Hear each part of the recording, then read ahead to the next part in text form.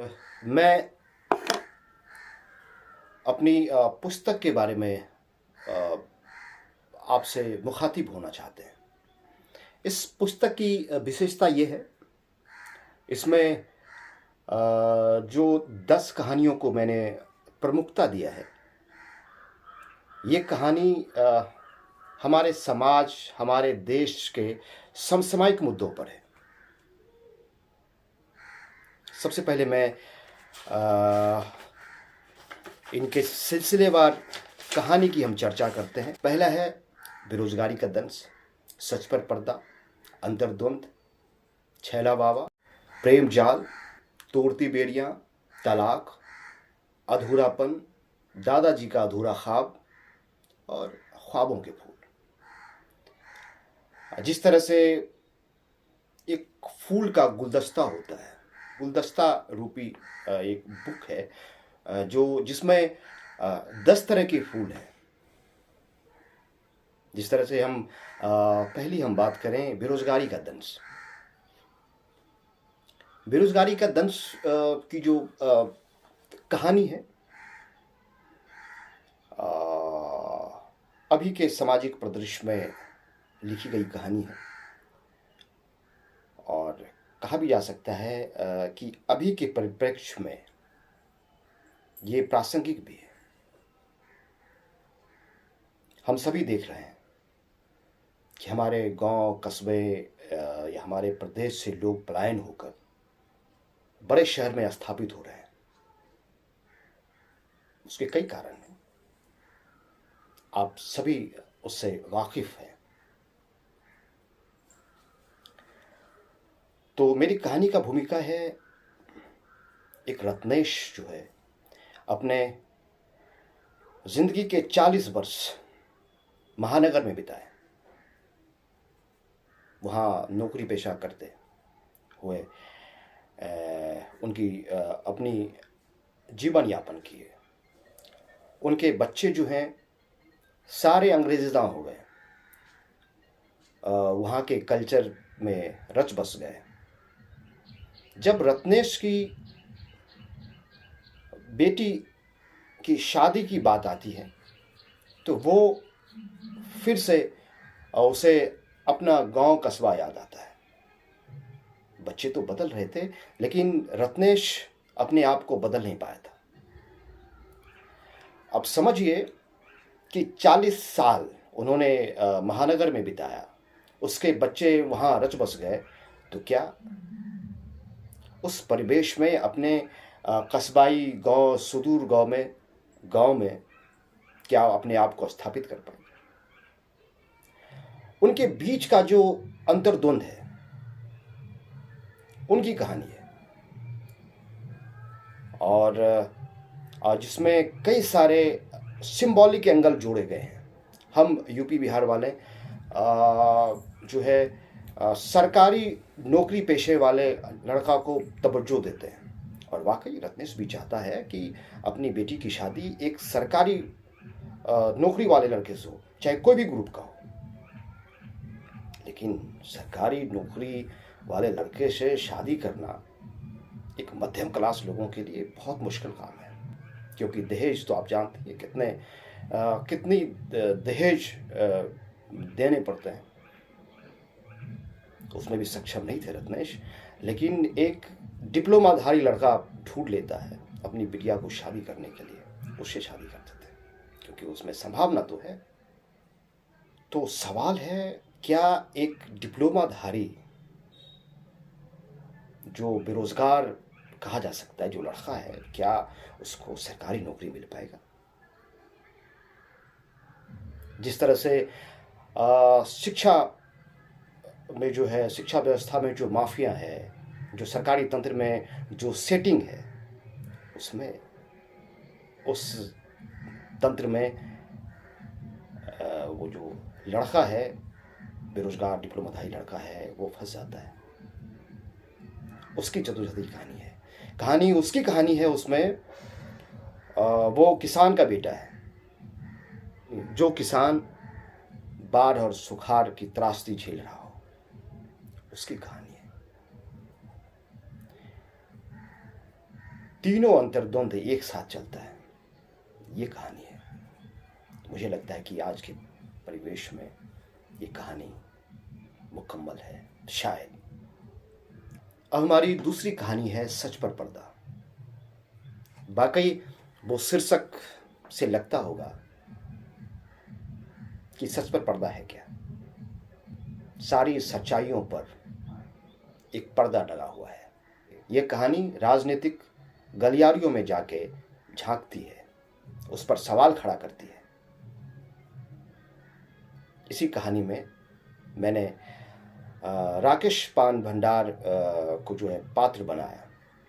शायद इस तरह का आपके परिवार में, आपके गांव में, आपके कस्बे में होता होगा, जो रोज़ अखबार न्यूज़ से अवगत हो रहा होगा, पढ़ा लिखा है, बेरोज़गारी है उनकी, उसके बच्चे बाहर जाके वो रोज़गार वो तलाश रहा है, कुछ कमा के लेके भी आता है घर। और होता ये है, जो आदमी बीपीएल था उसका नाम एपीएल में शामिल हो जाता है। और राकेश पान भंडार जो सारे वो तंत्र को समझ रहा था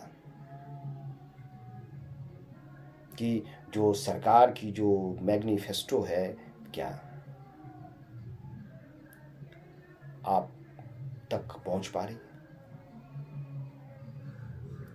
राकेश जो बीपीएल था एपीएल में नाम शामिल हो गया। वो दफ्तरों का चक्कर काटता है और उस दफ्तर के चक्करों में उसी दरमियान सरकारी व्यवस्था, सामाजिक व्यवस्था पर सवाल करता है और कई सारे भेद खोलता है। ये कहानी है।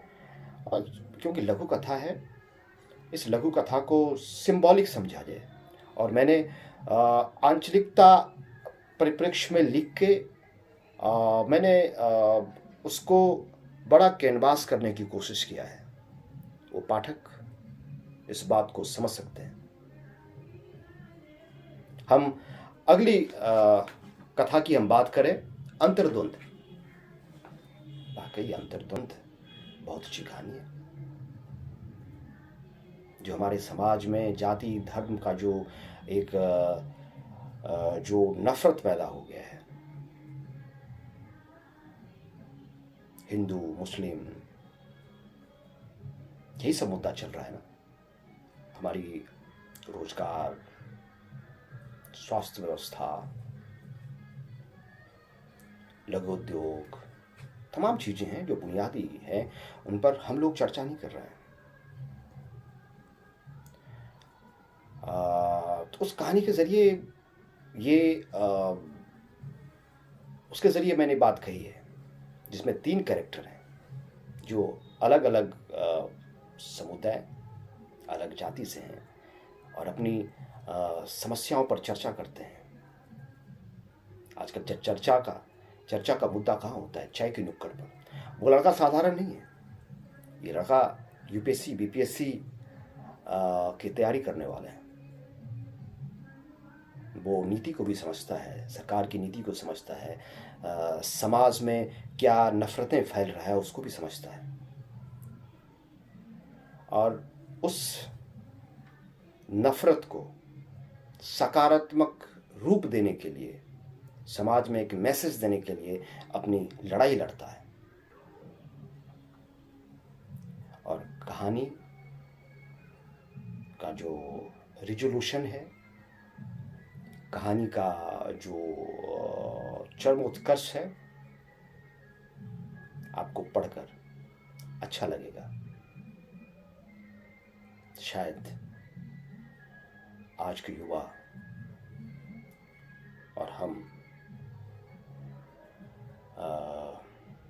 जो समाज में निगेटिव एनर्जी को बहुत जल्दी अडॉप्ट कर लेते हैं, उस कहानी पढ़ के वाकई अच्छा लगेगा। तो खैर ये पाठकों पर है, हो सकता है कि ये कहानी आपको अच्छा लगे, हो सकता है कि बुरा लगे, तो खैर मैं आप पर छोड़ता हूँ। और उसी तरह का छैला बाबा है। छैला बाबा को मैंने सिंबॉलिक लिखा है, जो धर्म के नाम पर किस तरह से हम आपको गलत दिशाओं में ले जाता है और अपना एक साम्राज्य खड़ा कर रहा है। हम वहीं के वहीं हैं। तो एक छैला बाबा के जरिए मैंने कहानी को कहने की कोशिश किया, किस तरह से हमारे समाज के साथ छल करता है, हमारे साथ छल करता है। ये कहानी है। इस कहानी में कोई धार्मिक आस्था को ठेस नहीं पहुंचाया गया है। इस कहानी के जरिए एक छैला बाबा जैसे बाबाओं का भंडाफोड़ है, जो हमें किस तरह से कमज़ोर करते हैं, और हम ऐसे छैला बाबाओं को बहुत आसानी से, बहुत सहजपूर्ण उसको हम सराखों पर बैठाते हैं। आप पढ़िए, ये कहानी हर गांव कस्बे की है। अगर मैं हर कहानी पर अगर समीक्षा करने लगूं तो वाकई ये वीडियो बहुत लंबा हो जाएगा। उसमें जो है कुछ प्रेम कहानियाँ भी हैं, जो वाकई अभी के परिदृश्य में लिखी गई हैं, और उस कहानी से, उस पात्र से समाज और आपको इंस्पिरेशन मिलेगा, जिसमें तोड़ती बेड़ियाँ जो है बहुत अच्छी कहानी है। मेरी सबसे नज़दीक की कहानी है, दो बेटियों की कहानी है। कुछ मैं बताना चाहूँगा। उन दो बेटियों की कहानी है जिसकी पिछला पीढ़ी आज तक कोई पढ़ नहीं पाया था। पहली ऐसी पीढ़ी है जिसको पढ़ने का मौका मिला। जब आप तोड़ती बेड़ियाँ में दो बेटियों की कहानी पढ़ेंगे तो वाकई एक मिसाल कायम करेगा। दो जो कैरेक्टर है,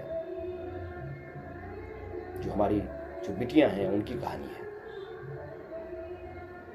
आप देखते होंगे हमारे समाज में कुछ बच्चियां अपने रास्ते से भटक जाती हैं। उस रास्ते से भटक जाने के बाद हमारे समाज, हमारे परिवार को क्या झेलना पड़ता है। दूसरी लड़की जो एम्बिशियस है अपने लक्ष्य को लेकर, उसको क्या सहना पड़ता है। वो कुछ करना चाहती हैं समाज के लिए, अपने लिए, अपने परिवार के लिए। आप पढ़िएगा और वाकई मन को झकझोर देगा। मैं चाहूँगा कि इस किताब को पढ़िए। और ये किताब जो है शायद इस महीने अमेज़ॉन किंडल पर भी मिलेगा और हार्ड कॉपी भी मिलेगा। अगर आप मेरे मित्र हैं जो हमारे आप आसपास में हैं, अगर आप किताब को पढ़ना चाहें तो ज़रूर वो हमसे संपर्क करिए। ये किताब जो है आप तक पहुंचाने की हम कोशिश करेंगे। मेरी विधा विजुअल माध्यम है, फिल्म का माध्यम है, क्योंकि मेरी जर्नी वो थिएटर, फिल्मों का रहा है। और मैं चाहूँगा अपनी 10 कहानियों को विजुअल के ज़रिए, फिल्म या शॉर्ट फिल्मों के ज़रिए मैं अपनी कहानियों को नैरेट करने की कोशिश करूँगा।